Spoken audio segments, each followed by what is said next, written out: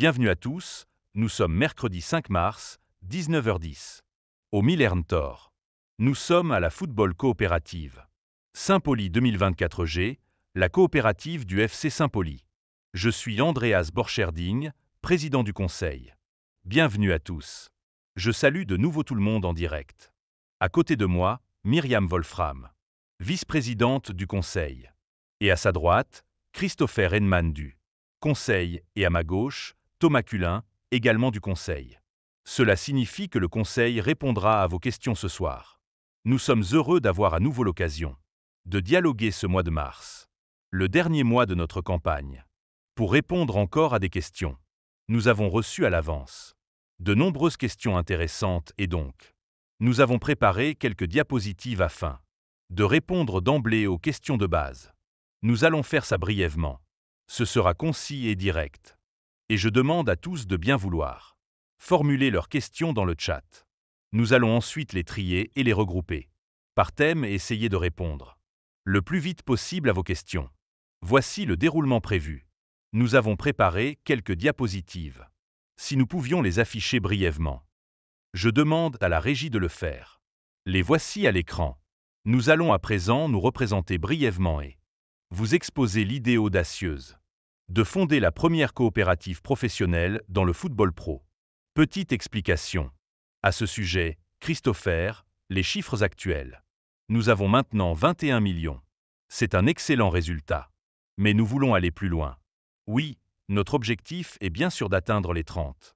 Mais avec les 21 millions, nous avons déjà motivé 17 000 personnes à devenir membres de la football coopérative. Et nous avons vécu de nombreuses expériences enrichissantes. Car avec la coopérative, nous avons exploré un nouveau terrain. Et c'est un excellent résultat. Un terrain vierge. Mais dès la phase préparatoire aussi sur le plan juridique, et, comme nous le voyons maintenant, également sur le plan technologique lors de la mise en œuvre. Un terrain neuf. Et pas seulement pour nous, mais aussi pour bon nombre de nos membres. Pour eux, c'était la première fois qu'ils souscrivaient une participation financière, et ce, de manière numérique. Et nous pouvons dire que la majorité des gens s'en sont très bien sortis avec ça. Environ 12% de nos membres actuels avaient à l'époque envoyé des demandes de support, et nous avons rencontré quelques obstacles que nous avons nous-mêmes mal anticipés. Je ne veux pas revenir point par point. Sur tous les sujets, ils sont visibles sur les slides. Et en ce moment, nous sommes très concentrés sur un sujet que nous avons clairement sous-estimé au départ. À la fois en termes de demande et de complexité, il s'agit des dons, et en particulier des dons pour les mineurs. Là, les obstacles juridiques sont en partie très élevés, ainsi que les barrières administratives. Mais au cours des derniers mois, nous avons enfin réussi à régler tout ça, ce qui nous permet à présent de lancer le traitement, et nous constatons que le processus numérique, autorisé par la législation depuis le 1er janvier, et que nous avons mis en œuvre le 15 janvier, facilite grandement la vie et rend la souscription nettement plus simple pour tous nos membres. Donc nous sommes entièrement prêts à atteindre, dans les 4 semaines qui viennent, les 9 millions restants, espérons-le, et pouvoir ainsi clôturer la campagne. Voilà, nous avons tout de suite la prochaine diapositive. Pourquoi faisons-nous cela? Tout simplement parce que le club a besoin d'argent, et nous le soutenons et tentons de le renforcer financièrement. Le renforcer. Quels effets positifs cela a-t-il pour le club? Principalement, la réduction du financement par capital extérieur, et donc, le club devient plus autonome, moins dépendant des banques, avec pour objectif un club le plus libéré possible de toute dette. Cela améliore aussi la structure des capitaux propres et permet au club d'utiliser cet argent plus intelligemment. Investissement plus utile. Le club peut alors devenir plus apte à investir rapidement et le faire par ses propres moyens, ou disons avec le G. Ou avec les fonds que le G investit par exemple dans l'achat du stade, et qui permettent finalement de rembourser les dettes du club. Nous avons un modèle d'avenir, qui aura aussi un effet positif sur d'autres projets, et la structure est déjà en place. Ce qui fait que, après cette prise de participation majoritaire dans le stade, nous pourrons nous appuyer sur d'autres éléments, ou nous y consacrer. Pas mal. Un effet positif indirect est une meilleure balance comptable. Donc aussi de meilleures conditions pour de futurs prêts, que le club pourrait éventuellement contracter. Donc nous avons bien confirmé que ce pas est véritablement une avancée, pour rendre possible un autre football et faire du FC Saint-Pauli un club tourné vers l'avenir et le maintenir durablement. En première division. Sur la prochaine diapositive, quelques informations supplémentaires. Concernant la part sociale, plusieurs questions ont été posées. Quel est son coût? Voici un aperçu. Le prix d'émission est de 850 €, 750 € pour la part. 68 € de droits d'entrée et 32 € de frais administratifs. Ce qui signifie qu'avec le droit d'entrée, nous créons aussi une réserve pour la coopérative, afin qu'elle puisse avoir une base financière solide dès le départ. Cela renforce donc les fonds propres de la coopérative et les 32 € nous sont utiles pour financer correctement toute la phase d'intégration des quelques 17 000 membres actuels. Nous pouvons les financer. C'est une charge administrative unique, qui ne s'applique qu'une fois. Voilà pour le contexte. On nous a aussi demandé si ce n'était pas un prix trop élevé.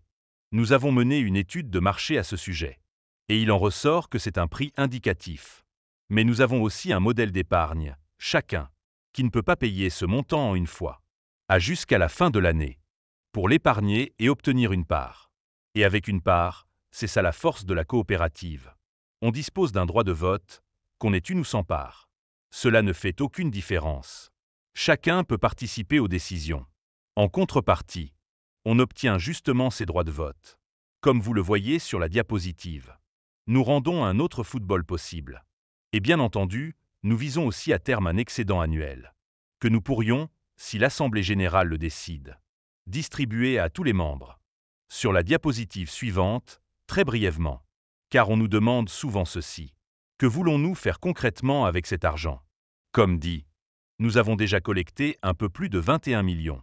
Nous sommes dans la phase finale. Nous souhaitons bien sûr récolter autant que possible. Avec cet argent, nous participons à la MSB. MSB signifie Millantor Stadion. Beutelligangsgesellschaft. Elle existe déjà et c'est à elle que le stade appartient. Avec plus de 20 millions d'euros d'investissement provenant de l'EG, nous pouvons prendre le contrôle majoritaire de cette société, soit plus de 50% des parts. Le montant exact sera connu fin mars. Cet argent servira à rembourser les dettes bancaires restantes liées à la construction du stade. Nous serons ainsi libérés des banques et ne paierons plus d'intérêts aux banques, mais préférerons distribuer des dividendes à nos membres. Et s'il reste un montant résiduel, il va à lever, car c'est désormais le propriétaire de la société. Cela renforce lever. Et maintenant, la dernière diapositive du modèle économique. Avant que nous ne fassions un petit aperçu à venir. Ça aussi a été demandé. Comment fonctionne l'interaction? Nous voyons ici à gauche la coopérative qui reçoit, via la mise en location du stade auprès d'eux, Levé, que vous voyez à droite. Une distribution de bénéfices, Levé doit bien sûr assumer les frais d'exploitation du stade. Ce qui, selon nos prévisions, après une courte période de lancement d'environ 1 an, produit un excédent que nous soumettrons à l'Assemblée générale pour discussion. Faut-il le redistribuer? Et au centre, vous voyez la société, qui reçoit le loyer et finance entretien, tonte et amortissement. Voilà, c'est à peu près le fonctionnement du modèle. Ce modèle est relativement simple, car nous le connaissons bien grâce à des années de pratique. Du moins du côté droit, MSB et EV fonctionnent déjà de cette manière. Donc nous pensons que c'est un bon modèle de démarrage, et que nous pouvons l'exploiter de façon stable. C'est pourquoi cette forme de participation nous paraît si attrayante, et que nous voulons la mettre en œuvre avec vous. Avec vous, pour vraiment faire avancer le club. Faire avancer le club de manière réelle. Combien de temps cela dure-t-il encore? Et que reste-t-il à faire dans les dernières semaines? C'est ce qu'on va entendre maintenant. La prochaine diapo, s'il vous plaît. Merci beaucoup à mes collègues, qui vous ont déjà exposé comment nous avons commencé avec succès et pourquoi nous faisons tout cela. Pourquoi nous le faisons? Nous avons décidé de laisser la campagne ouverte jusqu'au 31 mars. Elle reste ouverte jusqu'au 31 mars. C'est résumé dans la diapo suivante.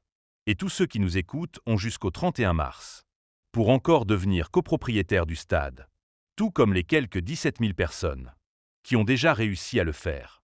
Nous avons lancé un jeu concours qui, à la fin de la campagne, fera gagner aux membres des lots vraiment incroyables tirés au sort parmi les adhérents. Vraiment des lots marquants. Comme on dit, des choses qu'on ne peut pas acheter ailleurs. Des meet and greet avec notre capitaine Jackson Irvine, avec Magnus Carlsen et une bague de jeu exclusive, que seuls les joueurs pros du EV reçoivent habituellement, avec aussi du gazon de la montée en première division dans un coffret collector. Donc vraiment énormément de cadeaux incroyables. Des lots réservés exclusivement à nos membres coopérateurs. Et la prochaine journée de match à domicile sera placée sous le signe de la coopérative. Nous jouerons le 14 mars, à domicile contre Hoffenheim. Il y aura de nombreuses actions formidables. Et entre autres, nous poursuivrons la souscription en présentiel. Comme annoncé précédemment, nous avons aussi décidé d'ajouter des créneaux de souscription en présentiel et de support pour la dernière semaine de mars. Il y aura des rendez-vous d'assistance. Cela commencera le 26 mars et jusqu'à la fin de la campagne, il y aura encore de nombreuses occasions pour poser des questions au stade et obtenir de l'aide pour finaliser sa souscription. Et ceux qui le souhaitent encore maintenant peuvent participer au plus grand projet du Magiché FC depuis la reconstruction du stade. Écrire l'histoire avec nous et prouver ensemble qu'un autre football est possible avec un autre modèle de financement. Nous sommes les faiseurs de possible de notre 2P et nous nous réjouissons de vous compter parmi nous. Et voilà, nous arrivons à la fin de notre partie officielle. Presque la fin. Après la prochaine diapositive, nous vous rappellerons le lien vers notre site. Nous avons des facs très détaillés, dans lesquels nous répondons déjà à presque toutes les questions.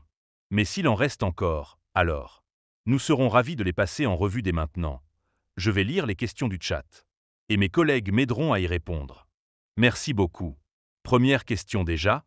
Oui, avons-nous déjà des questions?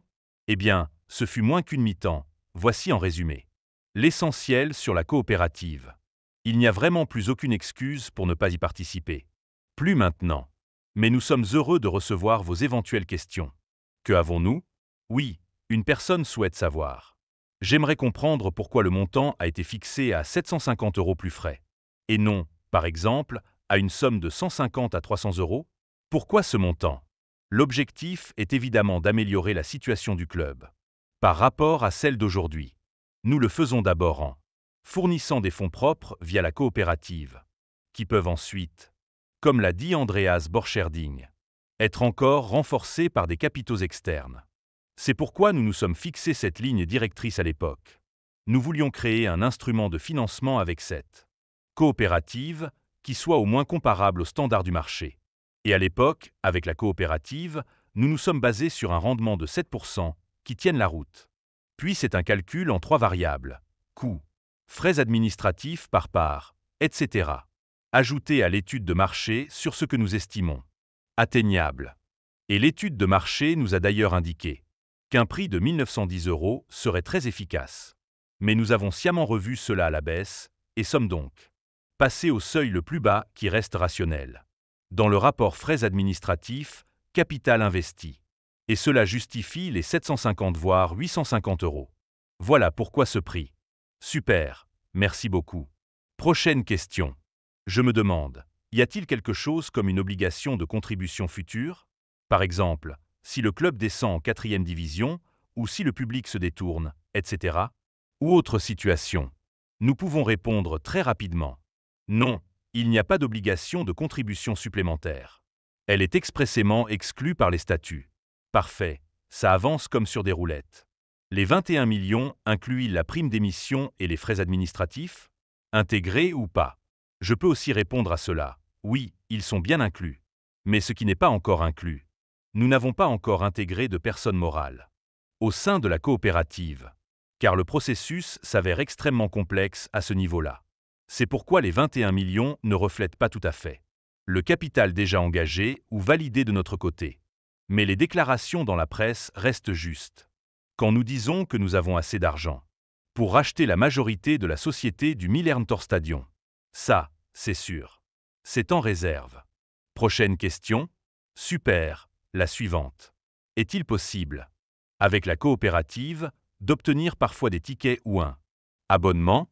Bon, je vais devoir répondre à celle-ci. La question la plus épineuse. Oui, la question des billets est évidemment un point sensible. Je pense que je dois malheureusement renvoyer vers le club. La coopérative est certes propriétaire du stade, mais elle le loue au club, ce qui signifie que l'organisation des matchs reste sous la responsabilité du club. Voilà pour la réponse officielle. Dans les faits, bien sûr, nous avons environ 30 000 places. Tout le monde le sait ici au stade. Et nous pourrions, je pense, vendre 2 fois plus. Le club est déjà confronté à cette limite. Donc la coopérative, malheureusement, ne peut pas attribuer de billets à ses membres coopérateurs. Ce n'est pas dans ses prérogatives. Ce n'est malheureusement pas notre modèle. Merci beaucoup. Prochaine question. Il est décidé. Ce qu'il advient d'un éventuel excédent. Cela signifie que dans certains cas, il peut être décidé de ne pas le redistribuer. C'est exact. Et c'est aussi correct. Cela relève de l'Assemblée générale. Excuse-moi, mais il est bien établi que c'est l'Assemblée qui décide de ce qu'on fait avec l'excédent ou un éventuel excédent. Et voilà. C'est inscrit dans nos statuts et nous devons nous y conformer. Règle de base. Et comme Christophe l'a dit, il n'y a pas d'obligation de versement complémentaire. Mais le sort de l'excédent ou d'un éventuel excédent ne peut être décidé que par l'Assemblée générale. Super. Pourquoi la période de souscription se termine-t-elle précisément le 31 mars? Le 31 mars? Eh bien, nous avons dit que nous lançons un projet enthousiasmant, à savoir ce Millerntor Stadion. Ce qui, à mon avis, est un message très fort. On peut devenir propriétaire ou copropriétaire du stade, avec une seule part. Et que ce message soit aussi bien compris qu'avec une somme définie, par exemple, on participe à hauteur de tel pourcentage au Millerntor Stadion. Participation directe. Et nous devons alors, en toute équité, clôturer cette étape à ce moment-là. Il y aura probablement du mouvement dans les adhésions, et c'est pourquoi on pourra s'inscrire sur liste d'attente, et ensuite, si quelqu'un quitte la coopérative, on pourra y entrer à nouveau. Mais nous devons d'abord garantir un rendement sur la participation pour les membres existants, et c'est pourquoi on ne peut pas accepter de souscription à l'infini. Mais je crois qu'il y a déjà plein d'idées dans le club et autour du club sur ce que la coopérative pourra encore entreprendre. Donc ce ne sera pas notre dernier projet. Mais fin mars, on arrête les souscriptions. On implémente d'abord ce projet, puis on organise notre première assemblée des membres. Et ensemble, on réfléchit au prochain sujet à aborder, et ensuite, on avance collectivement. Mais pour la participation au stade, fin mars, on dira clairement: voici le montant total, et donc nous aurons une somme fixe. Clôture officielle. Super. Prochaine question, je ne sais pas encore trop. Si c'en est une, mais voyons ce qu'on peut en faire. Voyons voir. Bonjour, ma demande et mon identification ont été acceptées. Mais le paiement a été effectué au nom de ma femme. Je ne peux pas me permettre un deuxième paiement. Je peux répondre directement à cela. La loi sur le blanchiment d'argent, à laquelle nous sommes soumis, nous impose que l'expéditeur et le destinataire de l'argent soient identiques. Cela signifie le nom complet du destinataire doit figurer sur le formulaire de virement. Cela a parfois posé problème avec des comptes communs. Sinon, l'argent sera reversé sur le compte de votre épouse et il vous sera demandé d'effectuer un nouveau virement depuis un compte où le nom complet est clairement visible. C'est une mesure de sécurité légale. Le virement lui-même. Le remboursement prend parfois plus de temps que souhaité, car il s'agit d'un processus entièrement manuel. Excellent. Comment s'évalue un investissement dans la coopérative? Quelle est la différence principale entre une société de capitaux et une coopérative qui investissent dans la société du stade? Alors, tout d'abord, une coopérative est une société de capitaux. Et elle investit. En théorie, on aurait aussi pu utiliser une autre forme juridique, comme fonder une GmbH ou une société anonyme. Mais nous avons sciemment opté pour une coopérative. Car chacune qui participe, dispose d'une voix, que ce soit pour une part, 10 parts ou 100 parts. Une voix, tout simplement. Et c'est ça, l'aspect démocratique et solidaire de la coopérative. Ce qui correspond aussi au principe du club, où chacun a une voix. C'est pour cela que nous avons choisi ce modèle. Donc j'espère que la question est bien répondue. Mais en principe, la coopérative est une société de capitaux qui investit par ses fonds propres dans une activité. Dans notre cas, la participation au stade. Voilà, c'est l'objectif ici. Salut coopérant. Peut-on devenir membre sans être membre officiel?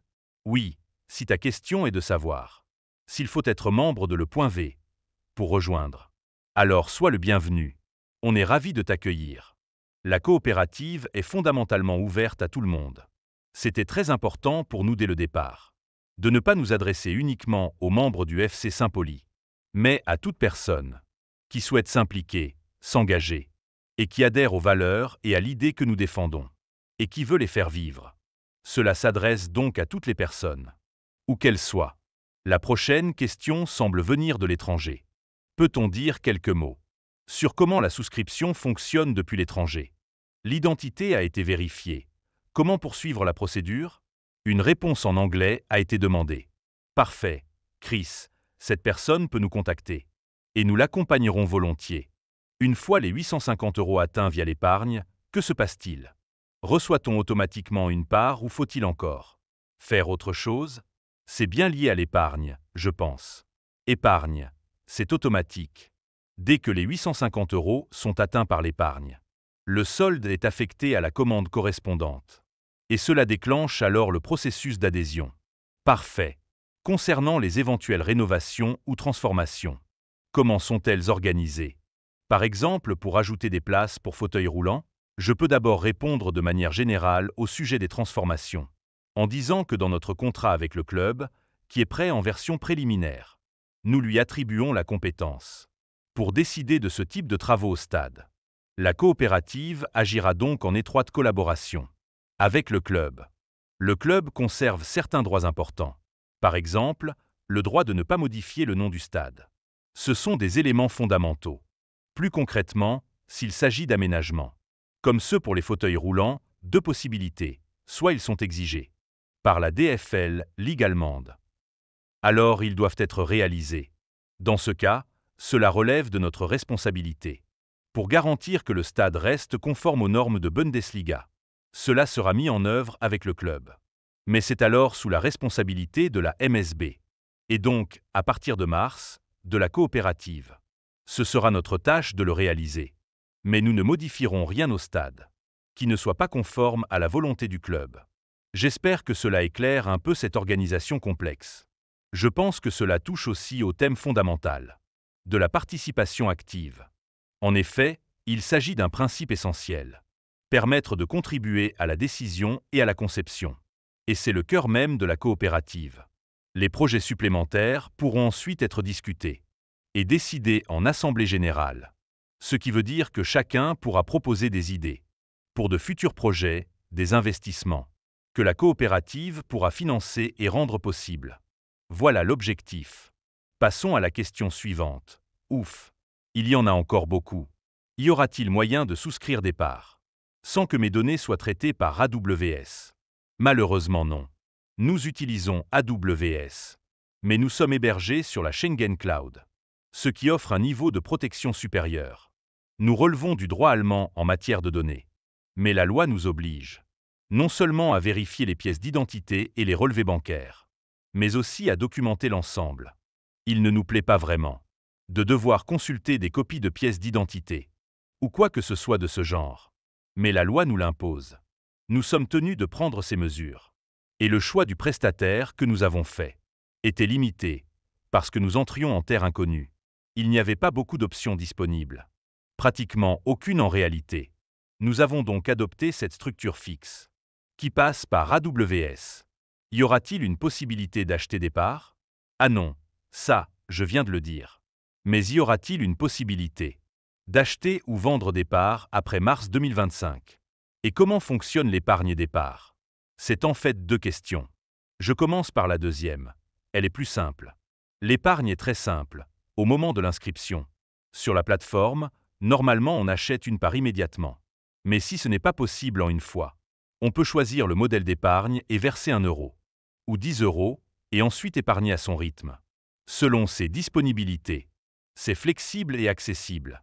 Mais nous avons fixé une échéance à fin décembre, car nous devons à un moment savoir combien d'épargnants nous avons et à quelle date l'argent sera disponible. Donc, jusqu'au 31 décembre, tous ceux qui ont sécurisé une part peuvent l'épargner jusqu'à 850 €. Voilà pour la deuxième question. Concernant la première, je crois que j'y ai déjà répondu. C'est à propos de la période après mars. Comme je l'ai dit, nous avons une idée claire de ce que nous voulons faire, de la destination des fonds. Et nous avons aussi calculé un excédent que nous pourrons distribuer si l'Assemblée générale le décide. C'est prévu ainsi. Tout cela a été calculé et nous voulons bien sûr le garantir maintenant. Mais si nous continuons à intégrer de nouveaux membres après le 31 mars, il faudrait de nouvelles idées pour réorienter les nouveaux fonds. Or, nous voulons faire l'inverse. D'abord développer une nouvelle idée et ensuite intégrer de nouveaux membres. D'abord le projet, ensuite les gens. Il peut y avoir une exception, certains membres peuvent quitter la coopérative. Et dans ce cas, ces départs pourraient être compensés par une liste d'attente. Mais je ne peux absolument pas dire combien. Cela représentera, pour l'instant, quasiment zéro.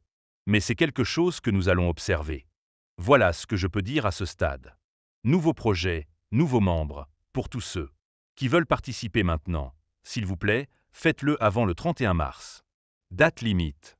Lors de la fixation du prix de souscription, étiez-vous conscient que tous les membres ne peuvent pas forcément se permettre 750 €? Le coût de la vie a augmenté pour nous tous. Je crois qu'Andreas a répondu à cela juste avant. Il l'a bien expliqué. Et c'est pour cette raison que dès le départ, il nous a tenu à cœur de proposer ce modèle d'épargne pour que ce projet phare, qui est aussi un projet émotionnel pour nous tous, et une décision émotionnelle bien sûr, que nous voulons vivre en tant que coopérateurs, soit accessible à tous. Et nous pensons que le modèle d'épargne est une excellente solution que nous avons trouvée pour rendre cela vraiment simple et accessible à un grand nombre de personnes. Prochaine question. Salut à tous. Est-ce qu'on reçoit une sorte de distinction en tant que coopérateur? Un certificat, un document officiel? Ça rendrait bien dans un cadre, non? Cordialement. Oui, je peux répondre volontiers à cela. Chaque membre reçoit un certificat téléchargeable. Un certificat décoratif. Car ce qui est juridiquement contraignant, c'est l'email de confirmation de la coopérative. C'est l'acte officiel. Ensuite, il y a un certificat décoratif que chacun peut télécharger et imprimer, et s'en servir comme bon lui semble pour se distinguer. C'est laissé à l'appréciation de chacun, y compris pour le rendre public. Nous ne le ferons pas nous-mêmes. Chacun est libre de le faire à sa manière. Et cela nous amène à la prochaine question, dans le même esprit. Fabi Urzelan est-il enfin devenu coopérateur? Y a-t-il des exemples célèbres? Des personnalités connues? Évidemment, nous ne pouvons pas dire qui a souscrit exactement. Il y a quelques exemples connus, des soutiens célèbres, qui nous ont aidés, notamment dans nos campagnes sur les réseaux sociaux. Ils ont été nombreux. Certains ont même eu envie de faire des vidéos pour nous, de partager tout ça. On peut donc en voir quelques-uns. Des coopérateurs déjà engagés. Mais nous vous demandons de respecter le fait que nous ne divulguons pas qui a souscrit, ni combien, etc. C'est confidentiel. Merci de votre compréhension. Salut, le 18 novembre. J'ai souscrit une part. Le virement est bien passé. Mais je n'ai toujours pas reçu de confirmation. Ai-je été accepté? Pourquoi cela prend-il autant de temps? Je ne peux pas répondre à ce cas individuel ici. Merci de nous renvoyer un email via le formulaire sur notre site, en précisant surtout ton adresse email. Nous vérifierons. Il y a sûrement eu un petit souci.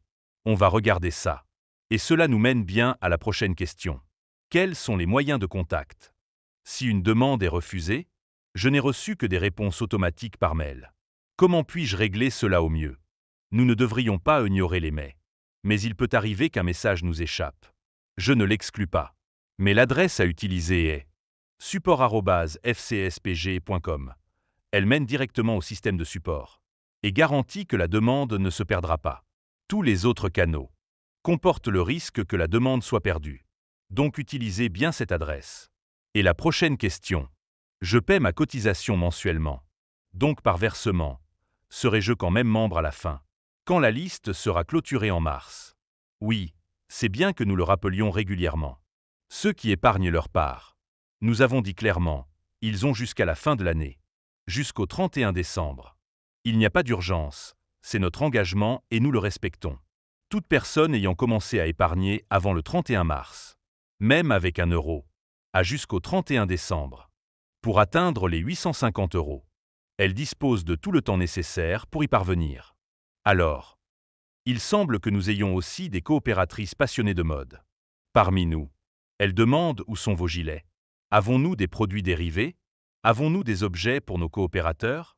Alors, ce que vous voyez ici, ce sont 2 pièces uniques, que nous avons fait confectionner uniquement pour nous. Sur mesure. Broderie artisanale faite à domicile. Il y a un t-shirt actuellement, disponible via la boutique du FCSP. Il est temporairement épuisé, mais sera réapprovisionné. Il y aura un pins et quelques articles de merch. C'est prévu.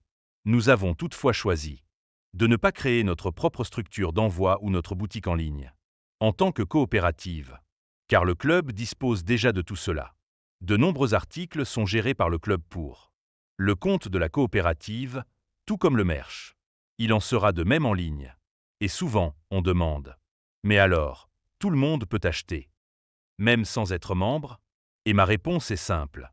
Quelqu'un qui porte un t-shirt coopérateur sans en être un, eh bien, devrait peut-être se poser d'autres questions dans sa vie. En plus de cela, nous avons aussi une affiche spéciale du stade, actuellement réservée aux membres.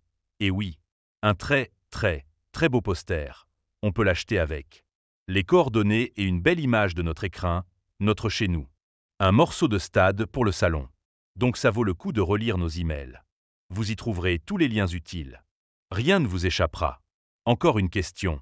À combien s'élèvera le rendement attendu? Un investissement devrait être rentable, après tout. Alors, nous ne pouvons pas garantir qu'il y aura un rendement, comme déjà indiqué. Si rendement il y a, c'est l'Assemblée générale qui décidera. Ce qu'il en adviendra. C'est une vraie question de savoir si cela en vaudra la peine. Cela dépend encore un peu du nombre total que nous serons, du montant global, et nous devrons le calculer en conséquence. C'est à évaluer. Mais nous espérons qu'après une phase initiale, peut-être à partir de la 3e ou 4e année, on ne sait pas exactement, cela devienne rentable. Peut-être même avant, mais sans chiffres concrets, on ne peut pas le dire. Il faut attendre les données précises. Et pour compléter, une coopérative est une forme d'investissement sûr. Et si quelqu'un veut faire rapidement beaucoup d'argent, ce ne sera pas par des parts de coopérative qu'il y parviendra.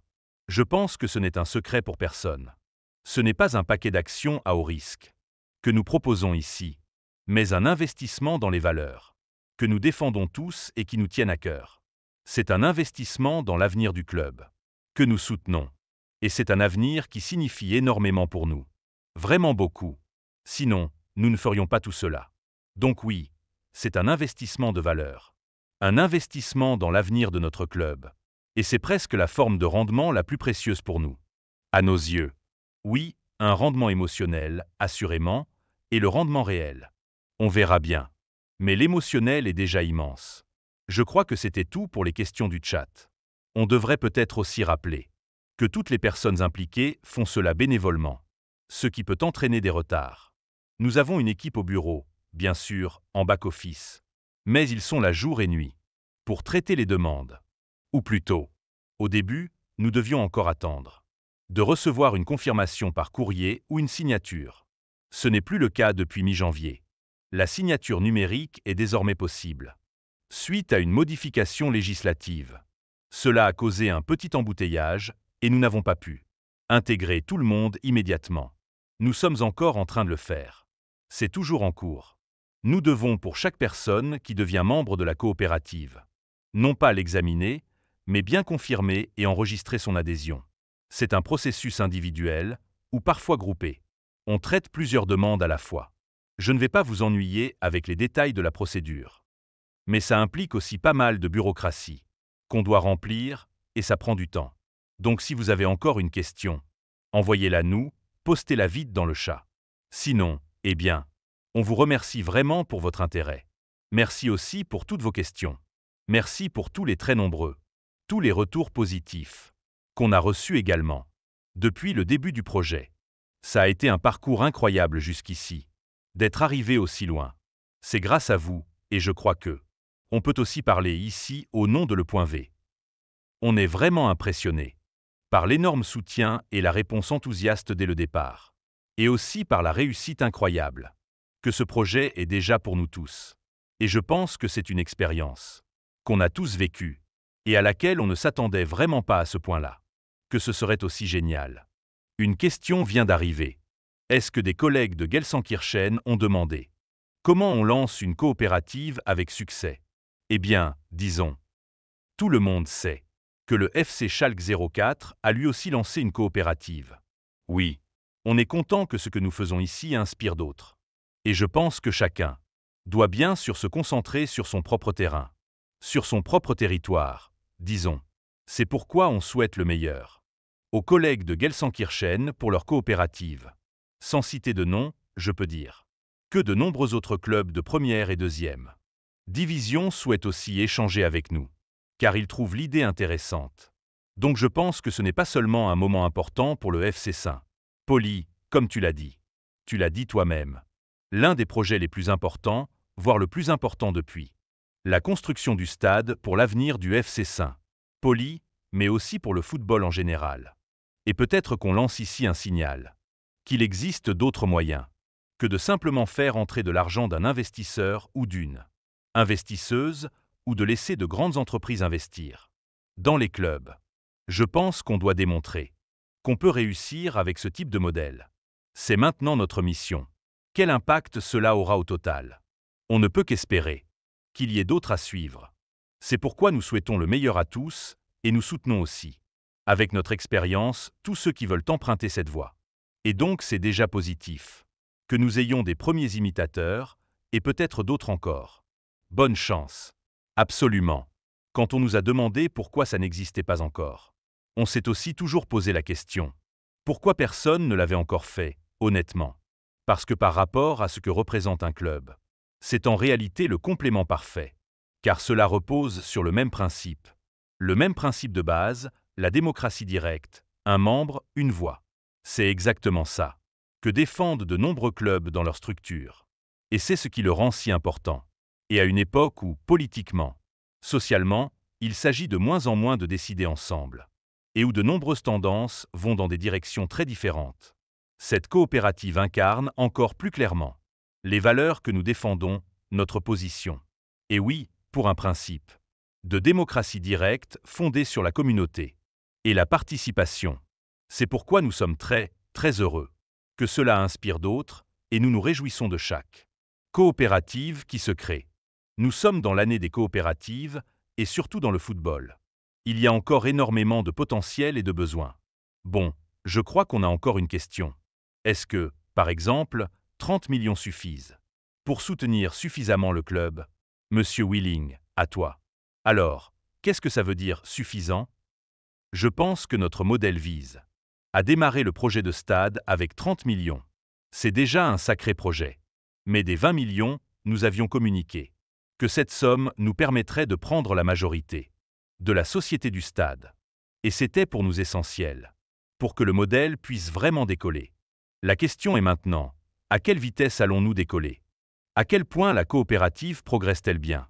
Chaque euro jusqu'à 30 millions que nous collectons d'ici la fin du mois nous aide à démarrer plus vite.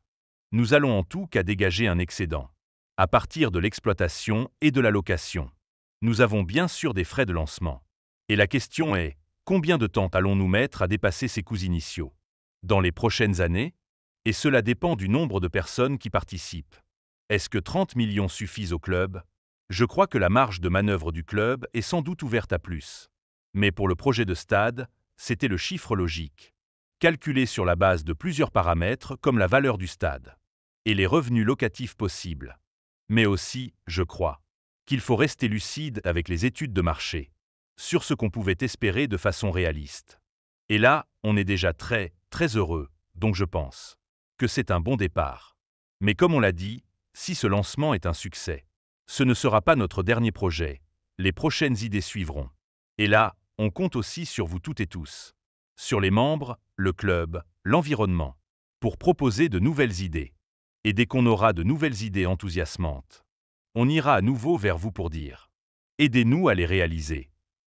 Et là, on voit cette coopérative comme une partie intégrante, ou une symbiose avec le club, qui permet encore et toujours de financer et de porter de telles choses en avant. Et je pense que, quand on y regarde de près, c'est justement l'idée à moyen et long terme. Renforcer durablement ce club.